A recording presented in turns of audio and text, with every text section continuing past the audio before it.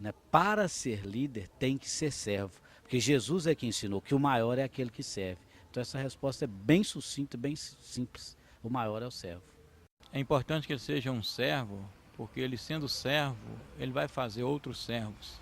Porque as pessoas vão estar vendo o exemplo dele e vão querer serem imitadores dele. Jesus deu este exemplo. Mais do que qualquer outra pessoa, Jesus falou sobre isso e demonstrou isso.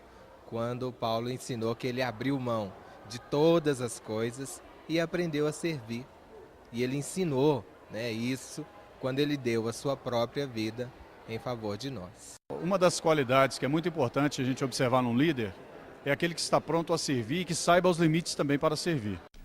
As 7 qualidades de um líder eficaz. Nós já vimos 4 qualidades. A primeira, o líder eficaz, ele tem que ser humilde. A segunda, ele tem que ser apegado à palavra de Deus, ele tem que ter firmeza na palavra de Deus. A terceira, ele tem que ter compromisso com o rebanho. A quarta, ele tem que ser uma pessoa sensível. Número 5. Líderes eficazes são pessoas que têm o desejo de servir no coração. Eles têm a vontade. No livro de 1 Timóteo, capítulo 3, versículo 1, lá o apóstolo Paulo diz o seguinte, se referindo aos presbíteros, aos bispos que iriam servir ali em Éfeso. Este ensinamento é verdadeiro. Se alguém quer muito ser bispo na igreja, está desejando um trabalho excelente. O apóstolo Paulo aqui ele coloca de uma forma bem clara. Tem que haver a voluntariedade da pessoa. Ele tem que desejar no coração. Se alguém quer ser muito, tem que haver aquele fogo dentro do coração de servir, aquele desejo intenso, fervoroso para trabalhar. Porque o trabalho do líder é um trabalho árduo, é um trabalho difícil. O Gates tem algumas coisas para compartilhar sobre isso conosco. Certamente, Antenor, quem está em posição de liderança, né, está vulnerável à crítica, né? Todo mundo se sente o direito de avaliar se realmente está acertando, está errando, né, conforme o padrão pessoal e não conforme talvez nem o padrão bíblico, né? Então, infelizmente, às vezes quando chegamos numa posição de liderança uma posição muito solitária, né? Às vezes não tem com quem se abrir como deveria ter, né? Às vezes as pessoas realmente só comentam quando ele errar, né? Como o juiz de futebol, uma mãe de família, né? As pessoas só notam quando não agradam, né? Então, se você está esperando receber elogios, né? Ser admirado pela igreja, que os irmãos te tratam como um semideus, pode esquecer disso. Não é assim. Liderança, como nós vemos na vida do próprio Jesus. Os seus irmãos criticavam Jesus, né?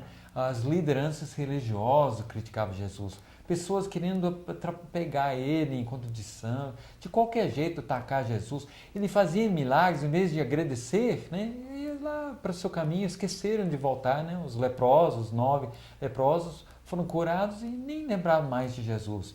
Eu penso, às vezes aquele homem que estava com legião de demônios, Jesus salvou a vida daquela comunidade. O povo não tinha medo daquele homem, ele arrebentava as correntes. Em vez de agradecer, Jesus não pediu que ele fosse embora, né? Porque perderam os porcos, né? Que foram possuídos pelos aqueles demônios. Então, de ser líder, às vezes, é um trabalho muito ingrato. E se você está fazendo por qualquer outro motivo, a não ser um coração voltado para servir a Deus, você vai ficar muito decepcionado, né? 1 Pedro 5, versículo 2 diz, aconselho que cuidem bem do rebanho que Deus lhes deu, e façam isso de boa vontade, como Deus quer, e não de má vontade. Não façam o seu trabalho para ganhar dinheiro, mas com o verdadeiro desejo de servir. O líder, acredito, tem capacidade de fazer muito tipo de trabalho, né? Se ele tem essa capacidade de liderar, ele tem qualificações de fazer outro tipo de trabalho. Então não é o dinheiro que realmente vai sustentar você lá no ministério, na liderança, de forma alguma, né? Então tem que ser de coração mesmo, né? Aqui ele diz, Gates, de boa vontade e com o desejo de servir. O líder é alguém que se voluntaria. Ele é alguém que ele está pronto para levantar a mão e dizer, não, eu quero, eu estou pronto. Os grandes homens que lideraram grandes momentos na nossa história foram homens que se voluntariaram. Eles saíram de alguns lugares, talvez até de conforto, né, de uma posição estável, e eles se arriscaram, porque eles estavam, em primeiro lugar, tomando a iniciativa, eram corajosos e estavam prontos para se voluntariar. O exemplo de Davi e Golias, você não acha um ótimo exemplo aquele? Porque quando Davi foi lá, ele foi amando seu pai, né? Leva essa comida para seus irmãos e conta como que foi quando ele chegou lá. Durante 40 dias, Golias, um homem alto, forte, desafiador, um líder dentre os filisteus, de manhã e à tarde, desenvolveu uma rotina de insultos. Ele já chegava ali diante do povo de Israel, os soldados de Saul, do rei Saul, o israelita, e dizia para eles, tem algum homem aí, tem algum forte aí, tem algum líder aí que está disposto a vir lutar comigo? E um dia, Davi, um jovem, pequeno, né, assim, boa aparência, foi ali, vamos dizer assim, parafraseando, levar uma marmitinha para os seus irmãos que estavam ali naquelas fileiras, dentre os soldados de Saul, e ele ouviu aquilo, ele ouviu o Golias desafiando, insultando não só o povo de Deus, mas também o Deus de Israel. E ele então, com o espírito revoltado, ele disse, esse pagão aí, ele vai se ver comigo. E ele não conseguiu se conter, e ele se voluntariou, apesar, inclusive, das críticas, não é mesmo? Sim, os próprios irmãos, né? O que você está fazendo aqui, né? Criticando ele. É só um menino. E ele ainda assim falou, não, eu vou até o fim. Procurou o rei Saul, e o rei Saul prometeu isso e mais aquilo, vou dar uma filha, não vai ter que mais pagar impostos aqui no país, né? O homem que venceu o Golias, derrotar esse Golias, vou, inclusive, dar minha própria armadura. E aí saiu Davi. Mas não foi essas coisas realmente, né, que causou ele a batalhar. Né? É verdade.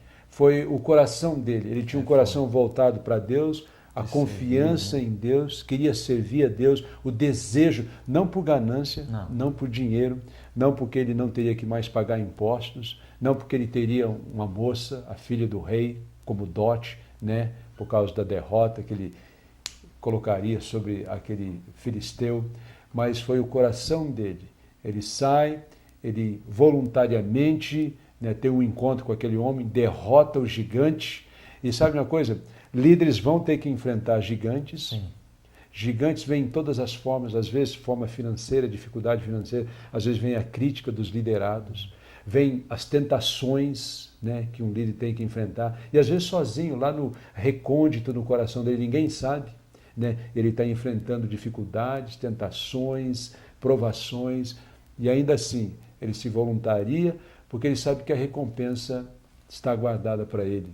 E o Davi ficou indignado que as pessoas não estavam aceitando esse desafio. Ele não queria ver o nome de Deus sendo mal, né, assim, tratado daquele jeito. Então, é um coração de líder mesmo. Mas eu só queria ler essa passagem aqui para terminar, aqui em Hebreus 13, verso 17, da nossa resposta, nossa atitude com os próprios líderes, né? A igreja deve entender isso. Obedecem aos seus líderes e sigam as suas ordens, pois eles cuidam sempre das necessidades espirituais de vocês, porque sabem que vão prestar contas disso a Deus. Se vocês obedecerem, eles farão o trabalho com alegria. Mas se vocês não obedecerem, eles trabalharão com tristeza. Isso não ajudará vocês em nada. Então, assim, o líder verdadeiro vai trabalhar se ter cooperação ou não. Eu estou servindo a Deus. Agora, se o rebanho cooperar, né, respeitar, realmente, apoiar, né, obedecer, o que vai acontecer? Ele vai trabalhar com alegria. Mas se não, ele vai trabalhar assim mesmo, porque ele está fazendo isso para Deus. Não é para nenhum benefício próprio, não é receber elogios, mas faça isso, obedeça aos seus líderes e vocês mesmos receberão a recompensa, né? A igreja toda vai se beneficiar e eles vão trabalhar com muito mais alegria. Né?